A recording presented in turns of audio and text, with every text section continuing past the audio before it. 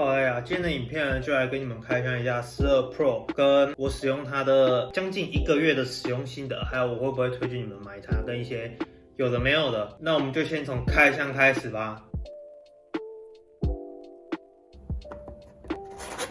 好，来开箱，哇，新手机，好小哦。没错，来给你们比较一下跟之前的盒子大小。哦，有够爽哎！好，那我好像还很贴心，有设计这个给它放那个镜头的手机本体。先来看这个好了，里面就是没有什么用的说明书跟一条充电线。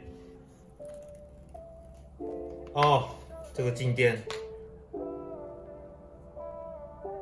好，那我觉得我要贴心的跟大家提醒一下，它因为没有附豆腐头，所以你要自己再额外买这个快充的。那为什么要额外买这个快充呢？是因为它这个线啊，你看它这个头跟原本的豆腐头不一样，就是它这个线只能插快充的头，它不能插这种以前的5瓦的豆腐头。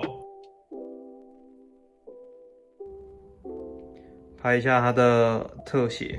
这是它旁边这个不锈钢啊，特别容易粘指纹。你看，我才这样摸一下就指纹粘满满了。然后它很薄，就是回归式的设计。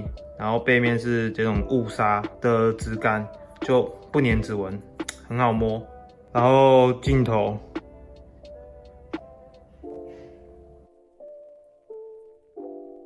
好，那你们会在时间轴可以看到，我就分以下几个重点讲。第一，我先讲它的续航，基本上没有在拍影片的状况下，如果只是用 IG 听音乐，用一整天下来，还是会有20% 左右。那如果有在录影的话，差不多半天就会没电了。所以正常使用状况下就是1天1充。那我个人是不打游戏，所以可能就没有办法给你们这方面的参考。那第二点，它裸机用起来的感觉。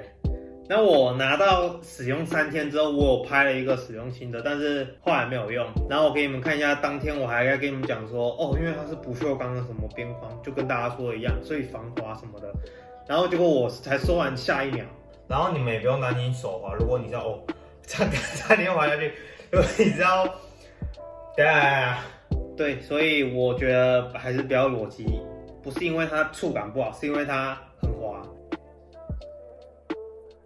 效能其实我也不是一个什么专业的3C 达人，对，毕竟我是学化学的。那我可以跟你们讲，它用起来就是，我觉得从 iPhone XR 11以后用起来的速度就跟它差不多了，所以速度上面来讲没什么太大的差别。如果你只用社群软体或是看看影片之类的，那其实用起来速度就是差不多的。好，再来就是大家会比较好奇的它的摄影功能，因为我是从单镜头的换的。那单镜头跟3镜头最大的差别就是，每次单镜头它其实，假设我这样拍，它会非常的近，或者是前置镜头它也是非常的近，你没有办法再缩小。但12 Pro 前后都有超广角，那超广角的好处就是什么？我不用拿很远，它就可以拍到更大的范围。那这对我来说其实是非常方便的，好像11 Pro 就有。对，这点是我觉得蛮方便的。那至于它可以拍更好的影像，我是觉得没有必要，因为你大部分的人用也只会用到1080p。即使你是拍4K，你输进去之后，你最后再输出来，假如你要传 YouTube 好了，你也是用到1080p 而已，你不会又去用到4K。因为如果你要用4K，有几个问题：第一，它占的空间比较大；第二，如果你是上传到 YouTube 要给大家看，其实根本不会有那么多人去开4K。因为好，你想，大部分的人如果用手机、用平板看，他们其实1080p 以上就看不出什么差别，除非你是买什么 Retina 荧幕，然后16寸 MacBook Pro 之类的，你看了才会有差别。而且你开 4K 跟你开1080p， 它那个 loading 的速度一定有差，你可能会为了顺畅就开1080p。再来就是如果你用 4K 拍你自己的话，你可能会拍到太多瑕疵，你就会不开心。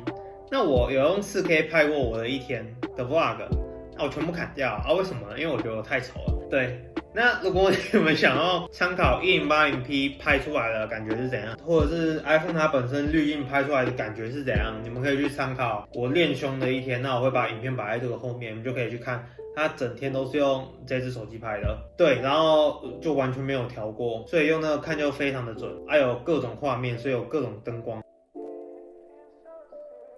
好，那总结一下使用心得，我觉得它就是一只手机，然后用起来很顺，续航也没有到特别厉害。我觉得最大的优点就是它除了好看以外，它拍出来的影像或者是照片也是好看的，因为我不知道是它相机镜头还是它本身的滤镜就是这样，就是它拍出来的光什么都是很自然的，所以我就觉得很不错，很推。然后上次我还有在我 IG 有人问说，那手表跟手机先推坑哪一个？那我一定是讲手机嘛？为什么呢？因为手机就是你每天用，你睡前用，起床用，每天都在用，你干嘛都在用。